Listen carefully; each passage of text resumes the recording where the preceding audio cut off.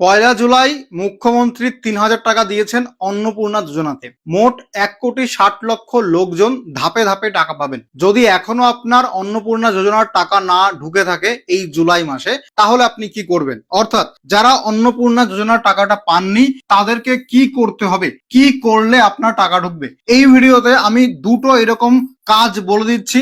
এই কাজ দুটো করলে আপনার টাকাটা ঢুকতে পারে।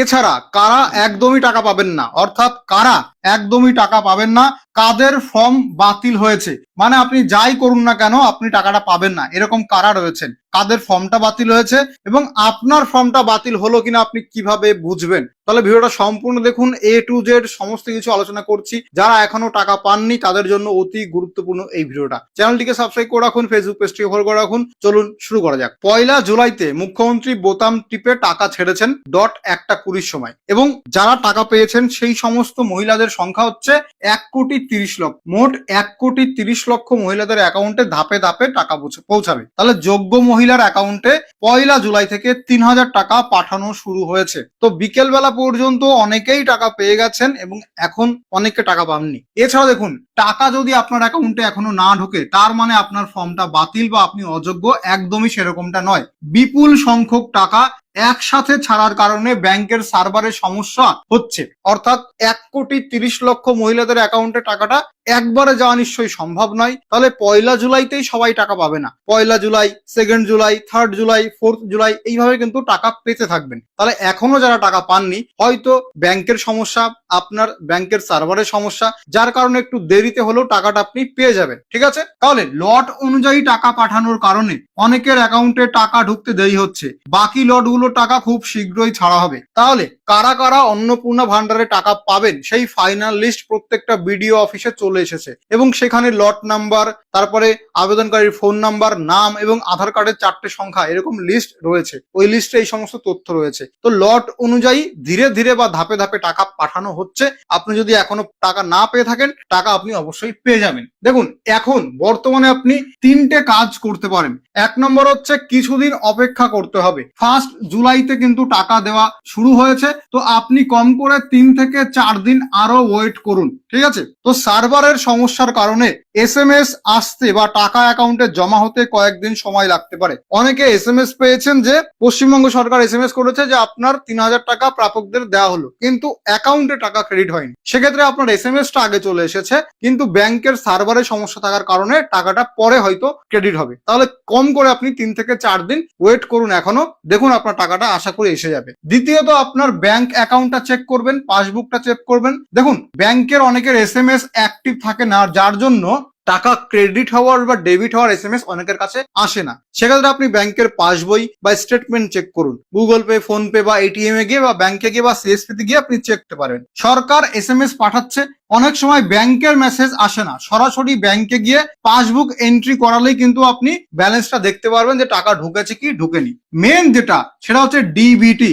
আপনার ডিবিটি লিঙ্ক করা আছে কিনা একবার যাচাই করে নেবেন, কারণ আপনার সমস্ত কিছু ঠিক থাকলেও সরকার টাকা হয়তো আপনার অ্যাকাউন্টে ছেড়ে দিয়েছে, কিন্তু ডিবিটি আপনার অ্যাকাউন্টে করা নেই, যার কারণে টাকা সরকার ছাড়লেও সেই টাকাটা যাচ্ছে না, বিকজ অফ আপনার অ্যাকাউন্টে ডিবিটি অ্যাক্টিভ পাচ্ছে না। কারণ ফর্ম ফিল আপ করার সময় কোনো ব্যাংকের তথ্য নেয়নি, IFSC কোড নেয়নি, ব্যাংকের অ্যাকাউন্ট নাম্বার নেয়নি। আপনার আধার কার্ড অনুযায়ী টাকা ছাড়ছে সরকার, আপনার আধার কার্ডে যেই ব্যাংক অ্যাকাউন্ট ডিবিটি করা সেই ব্যাংকে টাকাটা অটোমেটিক্যালি চলে যাবে। এক্ষেত্রে যাদের জয়েন্ট অ্যাকাউন্ট আছে সেই জয়েন্ট অ্যাকাউন্টে যদি আবেদনকারীর ডিবিটি অ্যাক্টিভ থাকে, জয়েন্ট অ্যাকাউন্টে কিন্তু টাকাটা ঢুকছে। এবং অনেকে আছেন যারা মনে করছেন ডিবিটি আছে, কিন্তু পরবর্তীতে এখন চেক করতে গিয়ে দেখছেন ডিবিটি নেই, যার কারণে আপনারা ডিবিটিটা করিয়ে নিন, টাকাটা পেয়ে যাবেন। তাহলে অবশ্যই ডিবিটিটা আগে চেক করুন, ডিবিটি করা থাকলে ভালো, না করা থাকলে ডিবিটিটা করে নেবেন। তাহলে এখানে সরকার তহবিল থেকে আপনার ডিবিটিতে টাকাটা দিচ্ছে, যাদের ডিবিটি সক্রিয় বা অ্যাক্টিভ আছে তাদের ব্যাংক অ্যাকাউন্টে টাকা চলে যাচ্ছে। কিন্তু সরকার টাকাটা ছাড়ার পরে যখন দেখবে যে ডিবিটি অ্যাক্টিভ নেই, তখন কিন্তু তোমার অ্যাকাউন্টে টাকাটা আর যেতে পারবে না। তাই যদি তোমার ব্যাংকে ডিবিটি না করা থাকে, আজকেই ডিবিটিটা করে নেবে। এছাড়া এই ভিডিওতে আমি এমন দুটো কাজ বলছি, যদি আপনার টাকা না ঢুকে থাকে এই দুটো কাজ আপনি করতে পারেন, তাহলে আপনার সমস্যার সমাধান বুঝতে পারবেন পারবেন বা আপনার স্ট্যাটাসটা আপনি চেক করতে পারবেন। তাহলে দেখুন, প্রথমত একটা হেল্পলাইন নাম্বার আপনাদেরকে আমি দিচ্ছি। এই হেল্পলাইন নাম্বারটা টোল ফ্রি নাম্বার, অর্থাৎ কল করলে কোনো টাকা পয়সা লাগবে না। এই নাম্বারে কল করবেন 8282082820। এই নাম্বারে কল করুন। কল করার সময় হচ্ছে সকাল 10টা থেকে বিকেল 5টার মধ্যে, সোম থেকে শনিবার, রবিবার কল করবেন না। তাহলে এই নাম্বারে কল করে আপনি যদি আপনার টেম্পোরারি আইডিটা ওদেরকে বলেন, ওরা সম্ভবত চেক করে বলতে পারে যে আপনার স্ট্যাটাসটা কি অবস্থায় আছে, অর্থাৎ আপনার আবেদন বাতিল হয়েছে কিনা, রিভার্ট হয়েছে কিনা, ইনকোয়ারি প্রসেসে আছে নাকি সাবমিটেড আছে, এই সমস্ত কিছু কিন্তু বলে দিতে পারে এই নাম্বারে কল করে। এটা সরকারি হেল্পলাইন নাম্বার এবং টোল ফ্রি নাম্বার। তাহলে এই নাম্বারে ফোন করে আপনি একবার যাচাই করে নিতে পারেন যাদের টাকা ঢোকেনি। দ্বিতীয়ত, আপনাকে বিডিও অফিসে যোগাযোগ করতে হবে। কোনো সমাধান যদি না পান, সরাসরি আপনার স্থানীয় বিডিও অফিসে যোগাযোগ করতে পারেন। তবে অযথা বিডিও অফিসে গিয়ে ভিড় করবেন না। বিডিও অফিসে কবে যাবেন? এখন থেকে 1 সপ্তাহ পরে।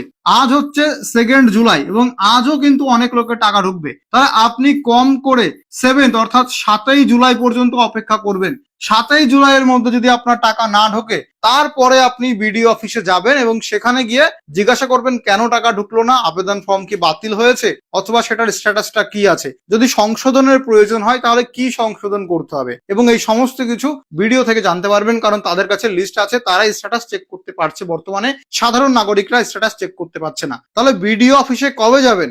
7 তারিখের পরে যাবেন। তার কারণ এখনো টাকা ঢুকছে অনেকের, ধীরে ধীরে ধাপে ধাপে টাকা ঢুকছে। তো 1 সপ্তাহ পরে বিডিও অফিসে যেতে পারেন। এখন কথা হচ্ছে, বিডিও অফিসে যখন যাবেন তখন আপনি কি কি সাথে নিয়ে যাবেন, কি কি ডকুমেন্ট। প্রথমত, আবেদন পত্রের হার্ড কপি, অর্থাৎ যদি ফর্ম ডাউনলোড করা থাকে অনলাইন থেকে ফর্ম নিতে পারেন। ফর্ম যদি ডাউনলোড করা না থাকে কোনো ব্যাপার নয়, যে অ্যাকনোলেজমেন্ট স্লিপটা যেখানে টেম্পোরারি আইডি লেখা আছে ওইটা প্রিন্ট করে নিয়ে যান, বা অফলাইনে যদি আবেদন করে থাকেন তাহলে অফলাইনে রিসিপ্ট কপিটা সেটাও নিয়ে যেতে পারেন। ঠিক আছে? তাহলে আবেদন পত্রের হার্ড কপি না থাকলে টেম্পোরারি অ্যাপ্লিকেশন নাম্বার। এরপরে আপনার সমস্ত ডকুমেন্ট নিয়ে যাবেন অরিজিনাল, কেননা যদি কোনো কিছু সাবমিশন করতে লাগে, কোনো কিছু যদি ভুল থাকে সেটা যদি সংশোধন করা লাগে, তাহলে এই ডকুমেন্টের জেরক্স জমা দেবেন এবং অরিজিনালটা ওরা দেখে ভেরিফিকেশন করে নেবে। তাহলে এই ডকুমেন্ট গুলো নিয়ে যাবেন যখন আপনি বিডিওতে যাবেন। যদি আপনি পঞ্চায়েত বা মিউনিসিপ্যালিটি থাকেন, আগে পঞ্চায়েত মিউনিসিপ্যালিটিতে গিয়েও দেখতে পারেন। যদি পঞ্চায়েত বা মিউনিসিপ্যালিটি লেভেলে এই ভুলটা সংশোধন হয়ে যায় বা আপনাকে সাহায্য করতে পারে, তাহলে বিডিও যাওয়ার প্রয়োজন নেই। আর যদি আপনার পঞ্চায়েত বা মিউনিসিপ্যালিটি এই প্রবলেমটা সলভ না করতে পারে, তাহলে আপনি বিডিও যেতে পারেন। এবার দেখুন, 26 লক্ষ উপভোক্তার ফর্ম বাতিল করা হয়েছে। তাহলে এই 26 লক্ষের মধ্যে আপনি পড়ছেন কিনা। ঠিক আছে? দেখুন, মোট আবেদন জমা পড়েছে 1,60,00,000 মোট আবেদন জমা পড়েছে। এর মধ্যে 26 লক্ষ আবেদন বাতিল করা হয়েছে এবং 1,30,00,000 মানুষজনকে 1 জুলাই টাকা দেওয়া হয়েছে। এই 26 লক্ষ ফর্ম যে বাতিল হয়েছে তার মধ্যে কি আপনি পড়ছেন, সেটা কিভাবে জানবেন? দেখুন, এখানে আইডিয়া করতে পারেন আপাতত যে সরকার যে শর্ত দিয়েছিল সেই শর্তগুলো পূরণ না করলে আপনার আবেদন ফর্ম সরাসরি বাতিল করা হতে পারে, সেক্ষেত্রে আপনি টাকাটা পাবেন না। দেখুন, এখনই আপনি স্ট্যাটাস চেক করে বুঝতে পারবেন না যে আপনার ফর্ম রিজেক্ট হয়েছে কিনা, এটা একমাত্র সরকারি আধিকারিকরাই বলতে পারবে। তবে খুব কম সংখ্যক ফর্ম বাতিল করা হয়েছে, এবং ফর্ম বাতিল কেন করা হয়েছে তার কারণগুলো দেখে নিন। এখানে বয়স, ইনকাম ও লিঙ্গ, মানে ছেলে মেয়ে, তার উপর ডিপেন্ড করে ফর্ম বাতিল করা হয়েছে। যেমন আবেদনকারী মহিলার বয়স যদি 25 থেকে 60 বছরের মধ্যে না হয়, তাহলে তার ফর্মটা সরাসরি বাতিল। এটা শর্ততেই বলা ছিল যে মিনিমাম 25 বছর হতে হবে এবং ম্যাক্সিমাম 60 বছরের মধ্যে। এবার যার বয়স 25 থেকে কম বা 60 থেকে বেশি, তারা কিন্তু আবেদন করলে ফর্ম বাতিল হয়ে যাবে। এরপরে বলা আছে, আবেদনকারী বা পরিবারের কেউ আয়কর দিলে বা স্থায়ী সরকারি চাকরিজীবী হলে ফর্মটা বাতিল। ইনকাম ট্যাক্স দেওয়া মানে তার ইনকামটা ভালো লেভেলের এবং সরকারকে যথেষ্ট পরিমাণ ইনকাম ট্যাক্স দেয়, যার কারণ সে হচ্ছে মধ্যবিত্ত নয়, সে কিন্তু বড় লোকের মধ্যে পড়ে যাচ্ছে, তাহলে তাদের ফর্মটা অবশ্যই বাতিল। এবং যদি স্থায়ী কোনো সরকারি চাকরি করে তার ফর্মটাও কিন্তু বাতিল হবে। এছাড়া পুরুষ আবেদনকারী প্রায় 10 লক্ষ পুরুষের আবেদন স্বাভাবিকভাবেই বাতিল হয়েছে। মানে এত লোক তো নিশ্চয়ই আবেদন করেনি, এটা একটা পাওয়া তথ্য। তো পুরুষ মানুষ আবেদন করলেও ফর্মটা বাতিল হবে। এছাড়া আরো যে সমস্ত কারণ আছে, যেগুলো হচ্ছে সন্তানদের সরকারি অনুমোদিত স্কুলে না পড়ালে বা সরকারি টিকা না দিলে আপনার ফর্মটা বাতিল। এখানে মুখ্যমন্ত্রী বলেছিলেন যে আবেদন করলে তারাই টাকা পাবে যারা সরকারি স্কুলে বাচ্চাদের পড়ায় বা তাদের বাচ্চা প্রাইভেট স্কুলে পড়ে, কিন্তু সেই প্রাইভেট স্কুলটা যেন সরকারি অনুমোদিত হয়, তাহলে টাকা পাবেন।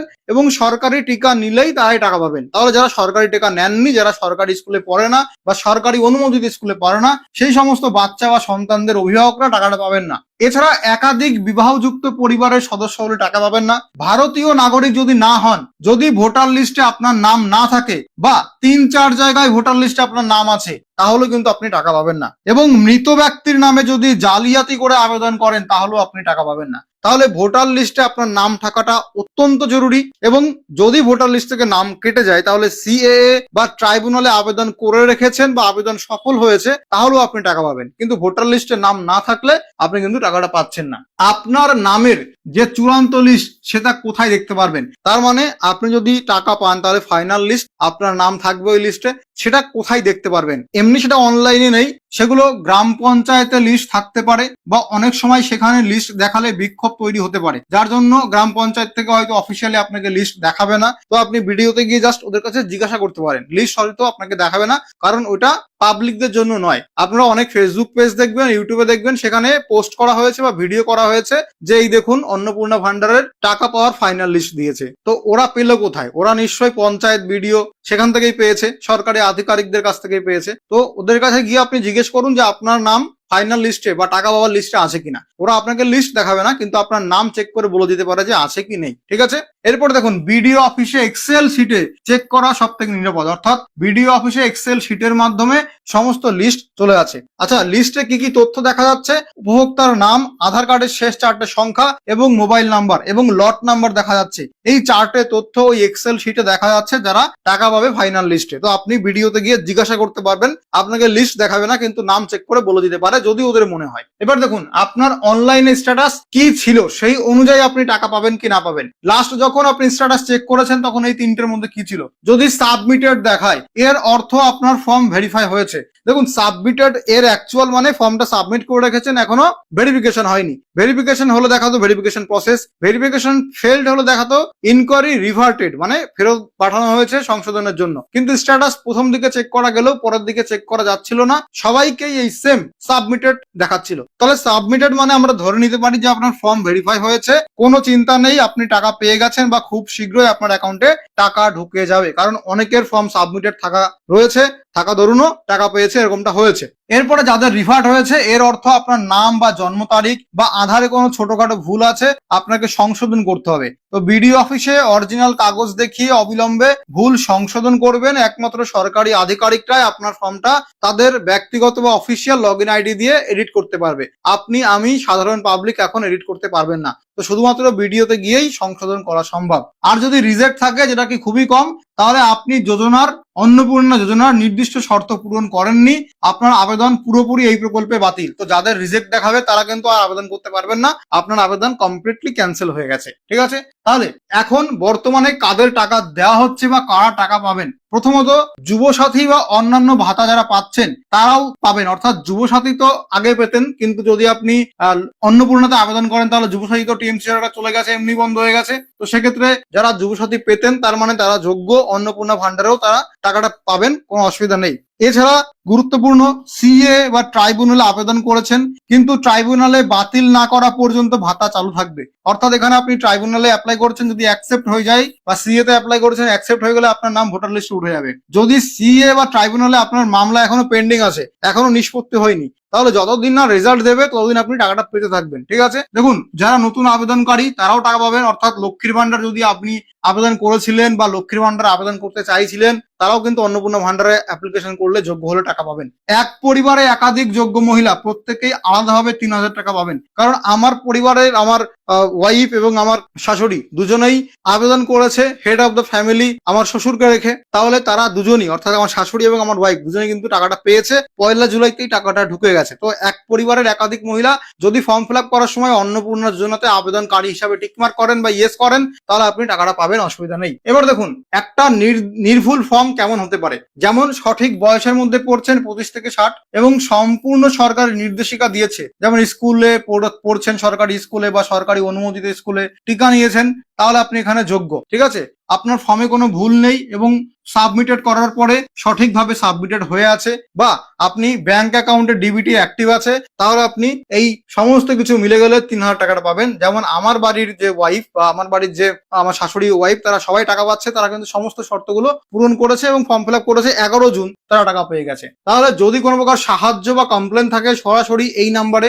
আপনি কল করতে পারেন, এটা টোল ফ্রি নাম্বার। সোমবার থেকে শনিবার কল করবেন সকাল 10টা থেকে বিকেল 5টার মধ্যে। তবে কোনো প্রকার পার্সোনাল তথ্য দেবেন না, যেমন আধার কার্ডের ওটিপি বা ব্যাংকের ওটিপি, এগুলো কিন্তু শেয়ার করবেন না, ঠিক আছে? তাহলে আপনি কি করতে পারবেন, আপনি ওয়েট করুন 7 জুন পর্যন্ত। যদি এখনো টাকা না ঢোকে তো 7 জুন পর্যন্ত ওয়েট করলেই আপনি বুঝে যাবেন আপনার টাকা ঢুকবে কি ঢুকবে না এই জুন মাসে। যদি টাকা না ঢোকে 7 জুনের পরেও, তাহলে আপনি বিডিও অফিসে গিয়ে দেখে আসুন আপনার ফর্মটা বাতিল হলো কিনা, বা আপনার স্ট্যাটাস চেক করে নিন যে কি আছে, বা আপনাকে কোনো কিছু সংশোধন করতে হবে কিনা। তাহলে এটা হচ্ছে সম্পূর্ণ আপডেট। যদি কোথাও বুঝতে অসুবিধা হয় অবশ্যই কমেন্ট করে জানাবেন। ভিডিওটা ভালো লাগলে লাইক করুন, পরিচিতদের সঙ্গে শেয়ার করে দিন, ফেসবুক পেজটিকে ফলো করে রাখুন, আমাদের ইউটিউব চ্যানেলটিকে সাবস্ক্রাইব করে রাখুন এরকম গুরুত্বপূর্ণ ভিডিও আরো পাওয়ার জন্য। সুস্থ থাকুন, ভালো থাকুন, সুরক্ষিত থাকুন। দেখা হবে পরবর্তী ভিডিওতে।